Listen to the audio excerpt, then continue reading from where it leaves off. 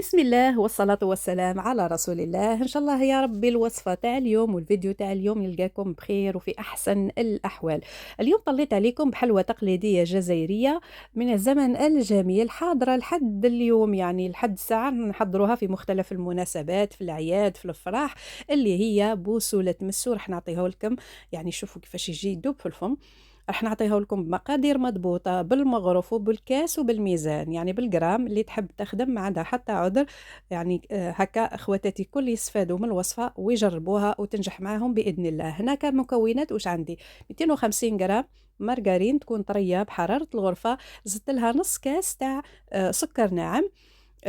بالمغرف تحطوا 4 بومبي، يعني يكونوا بومبي تاع 4 مغارف كبار طبعا تاع سكر ناعم، وإذا خدمتوا بالميزان تحطوا 120 جرام سكر ناعم. نحطوا مبشور ليمونة كاملة، يعني مبشور تاع حبة قارص كاملة، لأنه البنة تاع الجاتو هذا هو هذاك الريحة والنكهة تاع القارص اللي تكون فيه. أنا حطيت 3 صفار بيض، ورايحة نزيد بيضة كاملة. نكتروا الصفار، يعني الصفار يغلب على يعني أكتر، بكمية أكتر، به الحلوى تاعنا تجينا هشوشة. هنا حطيت لاباتاهم تاع القارص، هذيك البيضة والصفرة، باه نزيد نعزز هذيك النكهة تاع القارص، وأيضا باه نمد لون مليح للحلوى تاعنا، يعني تجي صفرة هكا باهية. ونبدأ نخلط هذيك المواد كل مع بعضها. كما راكم تشوفوا، يعني ندخل هذيك الكامل المواد مع بعضها. اللي تحب دير نصف الكمية البنات، يعني مثلا تحب دير كمية صغيرة تقسم، دير نص كمية الزبدة، يعني دير 125 غرام، زوز مغارف تاع سكر، زوز مغارف تاع نشا.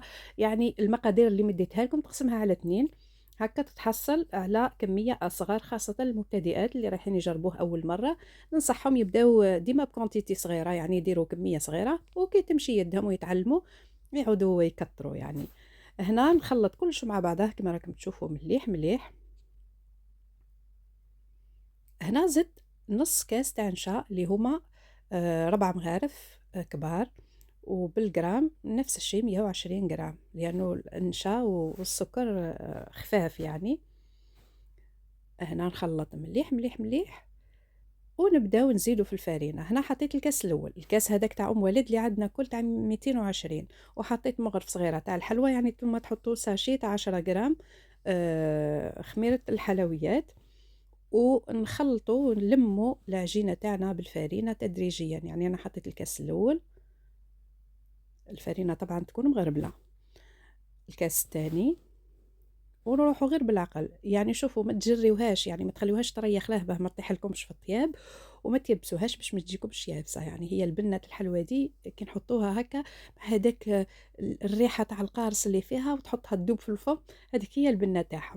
هنا الكاس الثالث راني نحط فيه بشويه، ودوك نشوفوا مع بعضنا قداه راح تديلي كمية الفرينة. باه نعطيكم البنات القياس يعني مضبوط. 4 كيسان هذوك تاع 220 يعطيولكم 500 جرام فرينة، يعني يعطيولكم رطل فرينة هكا. يعني شفاو على القاعدة هذه 4 كيسان، يعني 8 يعطيولكم كيلو، و4 يعطيولكم ممسوحين طبعا، ما ديروهمش بومبي. الكاس الثالث، هنا الكاس الرابع راني نحط غير بشوية، يعني بدات تتلم معايا العجينة، نحطو غير بشويه، ودوك نشوفوا قداه راح ندي منه الكاس الرابع. هنا راني ماشيه في الرطل بصح، ما يعني في 400 غرام، يعني تقدر تدي لكم 400 غرام الى 450، تقدر تدي لكم رطل على حساب نوعيه الفرينه اللي تخدموا بها. شوفوا لهنا اني نتستي فيها بيدي الاخرى نظيفه، مازال مخصوصه شوي، حطيت لها واحد المغرف. وعمركم ما تشوفوا القوام تاع العجينه تاعكم بيدكم اللي تخدموا بها، ديما شوفوا بيدكم نظيفه هكا باه تعرفوا القوام الصح. نظن خلاص، هنا خلاص يعني. الكاس الرابع ديت منه 4، يعني أنا حطيت 3 كيسان و4، يعني تقريبا 400 450 على حساب كما قلت لكم نوع الفرينة. خليتها ارتاحت 10 دقائق هكا به يعني تسهل علينا الخدمة. ندي بالقطعة تاع العجين، وكما نعرفوا كل الشكل تاع نحية داك الخاتم باه نفزد ليش الخدمة. نعرفوا الحلوى تاع ولا الجاتو تاع بوسولة تمسو، يعني نحلوه بودان ولا حربوش طويل هكا، وما نرقوه، ما نخليوه شويه عالي باه الحلوى تاعنا تجينا متحوفه، ونقصو مقرودات صغار هكا معينات، يعني الشكل هذا المعروف تاع حلوى بوسولة تمسو. كانت عندي خالتي الله يرحمها وينعمها، حرة الحراير الله يرحمك يا خالتي، كانت تعمله لي في العيد الصغير يدوب في الفم. كي تحط الكعبة تاع الجاتو في فمك تاع بوسولة تمسو تضربك ريحة القارص، معروفة به مشهورة به الله يرحمها. هنا بعد ما الحبات اللي شكلناهم نحطوهم في البلا، الفرن نسخنوه من قبل على 170 درجة. الطياب تاعو يجي هكا دوغي كلاغ، يعني يجي شوية دوغي، منحمروهش خلاص باه ما ينبسش.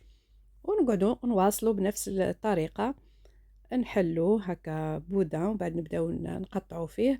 والحجم تاع يعني تحبوا الكعبة كبيرة صغيرة نتوما أحرار. هي كي يعني ما تصغروهش خلاص، يعني ما يجيش مليح تاني ومش كبير ياسر. وهكا متوسط كيما انا عملته متوسط هكا، يعني ما صغير ما كبير. ودركا كي يطيب زيد نتنفخ شويه. شوفوا الطياب تاعو البنات كيفاش يجي شويه دوغي كيما قلت لكم كلاغ. هنا حطيت كميه تاع الزيت، عفوا مش الزيت، الزهر. والسكر حطيته في ساشي، سكر ناعم اللي تغربلوه ضروري. شوفوا لهنا الحلوى تاعنا راهي هشوشه خلاص، يعني تدخلوها وتخرجوها في الزهر هذا مكان، تحطوها في الساشي اللي حطينا فيها السكر ناعم. أنا عندي حوالي واحد 600 700 جرام، يعني كيلو ناقص. وترمدوها تسكروها بالطريقة هذه. يعني أنا هذه الطريقة اللي يعني نشوفها أسهل وعملية وتعطي لكم نتيجة ولا أروع. هنا نحاولوا، بصح أني قاعدة نزرب بركة، ما ترصوش يعني تروحوا تخبطوا هذيك الجاتو تاعكم حتى يتكسر. يعني تديو تجيبوا ساشي بشوية حتى تتسكر مليح الكعبة تاع الجاتو. ومن بعد نخليوها 10 من 5 ل10 دقايق، من يعني خليوها داخل السكر واحد 5 10 دقايق. ومن بعد نبداو كما راكم تشوفوا بالكف تاع اليد نحاولوا نعطيو لها، يعني بهذاك السكر يلصق مليح تتسكر مليح. وايضا نعطيو لها شكل باهي ونحيو كميه السكر هذيك الزايده كما راهو موضح في الفيديو. نحاول نعطي لكم كل التفاصيل وكل الحاجات اللي تفيدكم وتخلي الوصفه تاعكم تنجح 100% بالطريقه هذه. شوفوا ما شاء الله كيفاش التسكر تاعها يجي روعه. وراح نكمل بنفس الطريقه. شوفوا لهنا كما قلت لكم مش تخبطوها هكا، يعني انا مزربه الفيديو برك، يعني ما تديروش عليا. ونخليوها من 10 يعني 15 دقائق. الا هنا نزيد نرشهم بشويه تاع السكر هكا باه تجي الكعبه باهيه ومتحوفه. كما نقولوا ديما احنا العين تاكل قبل الفم. وهاي لكم الحلوى تاعنا تاع بوسولة تمسو، هذه الحلوى التقليديه الجزائريه الرائعه اللي ما نقدروش نستغناو عليها في مختلف المناسبات. راهي في صحن التقديم. لهنا البنات اني زربت باش نكمل الفيديو نصوره لكم ونحطه لكم. يعني كل ما تخليوها كل ما تزيد تطرى وتولي تذوب في الفم ذوبان من اروع ما يكون. انا هذه الحلوى عزيزه عليا ونحب ديما نحضرها. شوفوا التسكر، ركزوا لي على طبقه تاع السكر كيفاش تجي حاكمه في هذيك الكعبه تاع الجاتو، من اروع ما يكون. تجي فعلا تذوب في اليد قبل الفم. نتمنى تجربوها وتنجح معاكم. تهلاو في رواحكم وسلام.